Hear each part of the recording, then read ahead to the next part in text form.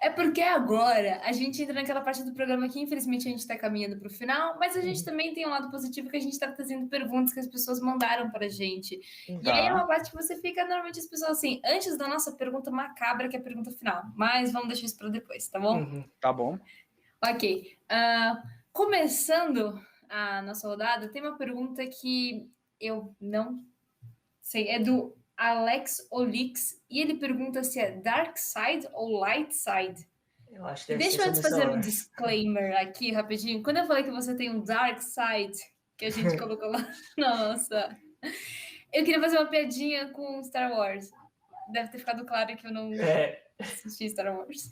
hoje em dia eu sou muito favorável ao equilíbrio, então se eu puder escolher, eu sou um Grey Jedi, seguindo a Exato. linha do Luke Skywalker.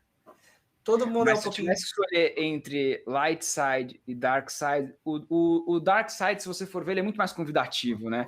Mas em todas as minhas oportunidades de jogos que eu tinha que escolher, eu sempre fui pro Light Side, que eu me sentia melhor.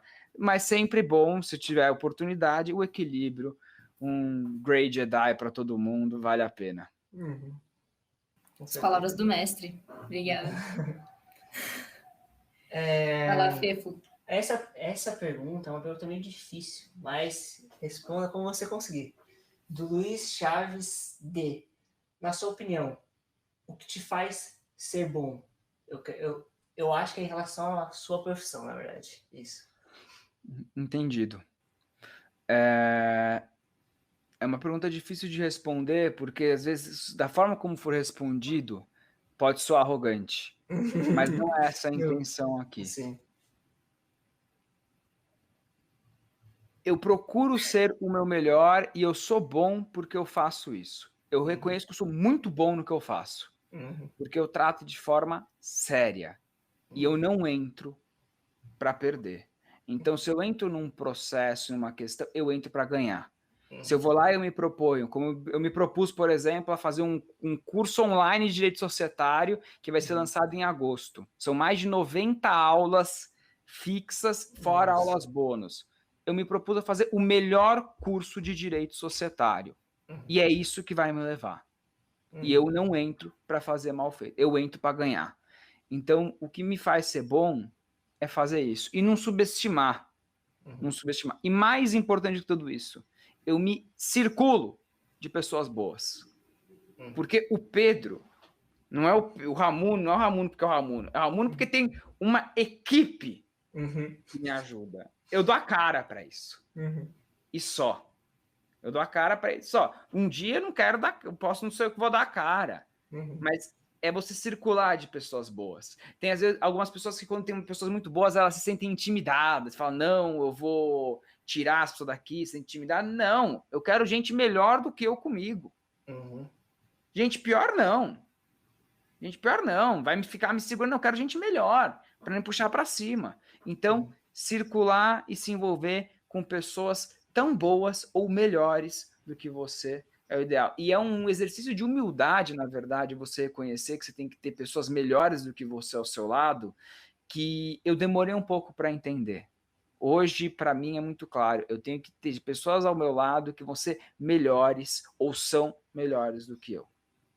Eu não quero ser cruzar e cabecear para o gol. Não, eu quero às vezes ser uma das pessoas que está lá num time que é um Real Madrid, só com galácticos, todo mundo muito bom e coordenado. É esse o meu sonho de ambiente profissional hoje em dia. Tem problema de ego com isso, é verdade, mas pessoas que saibam a hora de liderar e a hora de ser liderado.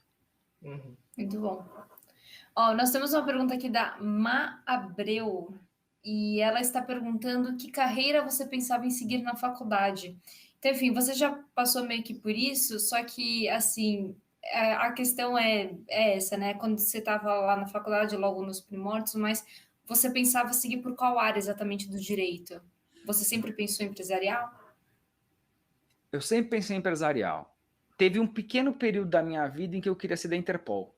Não ia dar certo, vocês estão vendo minha cara, assim, eu certamente ia me ferrar rapidinho, assim, mas assim, um pequeno período, quase nada, mas no empresarial eu me encontrei.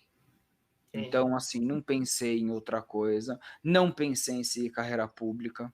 Até acredito que que algumas coisas eu seria muito bom, acho que eu seria um bom juiz, que eu sou uma pessoa que tende a ser ponderada, que é justa no sentido puro da palavra, mas o que eu faço no meu dia a dia é algo que me dá... Você tem que fazer alguma coisa que te dê tesão, e eu tenho tesão no que eu faço. Entendi, com É certeza. algo que, por exemplo, entra um caso novo, eu fico, nossa, feliz. Mais feliz eu fico quando o caso vai embora. Mas assim, quando entra um caso novo, eu fico muito feliz, assim. Mas é uma coisa que me motiva. Com certeza. Muito bom. E aqui tem a nossa última pergunta dessa que a gente separou, que é do Ricardo Félix DX. Já pensou em fazer outra faculdade em vez de advocacia?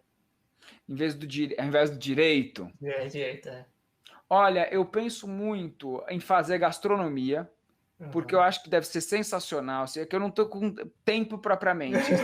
Se não tem tempo é que não é prioridade. Não é minha prioridade, um dia, quem sabe. Já pensei em cursar economia, mas hoje não, jamais. Se fosse fazer uma coisa, eu talvez faria gastronomia. Ou então eu iria para algo, por exemplo, pedagogia, história, algo nessa linha. Mas gastronomia na lista é o que está em primeiro lugar, porque eu acho que você deve aprender a fazer alguma coisa gostosa, eu adoro comer, então deve ser alguma coisa que deve aprender lá legal.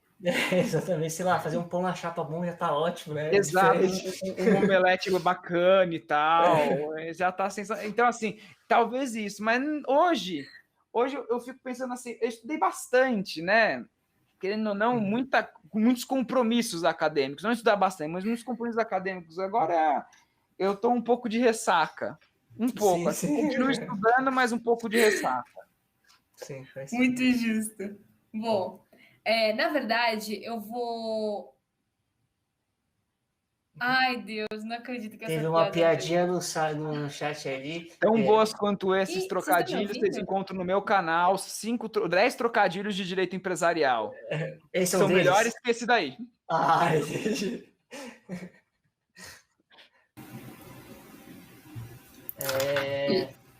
Gente, eu acho que eu tô Mas sem som. você não Vocês tá estão me ouvindo? ouvindo? Sim, Sim? Sim. sim. Ah, tá. Então eu vou falar, mas eu não estou ouvindo vocês. Eu vou fazer a última pergunta, na verdade, vou corrigir o Fê, porque ele falou assim: essa era a última pergunta, mas não era. A última pergunta, na verdade, é do Luiz XCV, e ele pergunta se a vida de um advogado é que nem nos filmes, Ramuno. Que filme? Se você acha assim, a vida é como a do Harvey. Não, é no máximo Lois, assim, que o ponto alto é o banho de lama. Não estou Não ouvindo. é, não é como nos filmes. A gente tem uma visão, eventualmente, que é muita glória envolvida, ou então que o advogado é sempre canalha. Não é bem assim a coisa. Mas se eu tiver que colocar assim como eu me vejo profissionalmente, eu gosto de pensar, porque eu tenho que vender um personagem também, que eu não gosto de quem trabalha aqui porque eu tô nesse nível, tá? Então, seja um Harvey Specter, que é bacana. Apesar de que no dia a dia eu sou mais Lois, mas assim, seja um Harvey, tá? E falando nisso, é claro, a vida de um advogado aqui no Brasil, ela lembra um pouquinho mais, tirando a questão ilícita envolvida, o que aparece em Billions, que é muito mais próxima do que a gente vive no nosso dia a dia por aqui. É algo que é muita preparação, muita estratégia. Você tem que lembrar que a gente tem quase 1 milhão de advogados, então já passou desse número de advogados inscritos na OAB. Então, é muita gente. É muita gente que nós temos e não tem um padrão. A gente não pode comparar diferentes níveis, entre aspas, de atuação, porque cada um tem uma pegada e uma realidade distinta e depende muito do que você faz e de quem você é. Com certeza. Bom, e agora, Ramuno, a gente vai para nosso fechamento do programa. A gente fez todas as perguntas. A gente vai fazer a pergunta que a gente sempre faz para todo mundo e ninguém sabe responder. E realmente ela é uma pergunta, às vezes é muito simples, às vezes é muito complicada, na verdade. Mas qual que é a maior ironia da sua vida? A maior ironia da minha vida...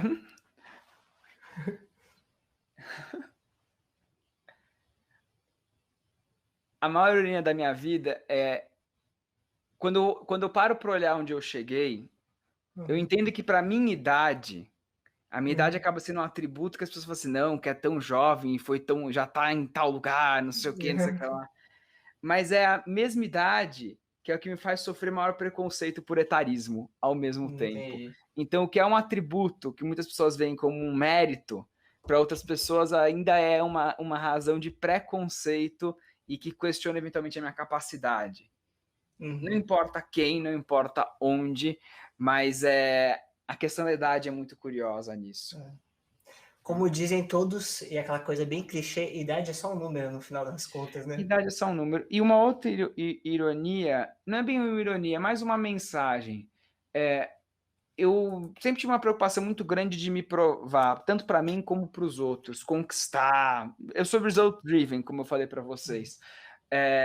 Mas o que eu digo para mais importante agora, se pudesse escolher o que é mais importante para mim, o que eu recomendo às pessoas, assim, busquem ser feliz.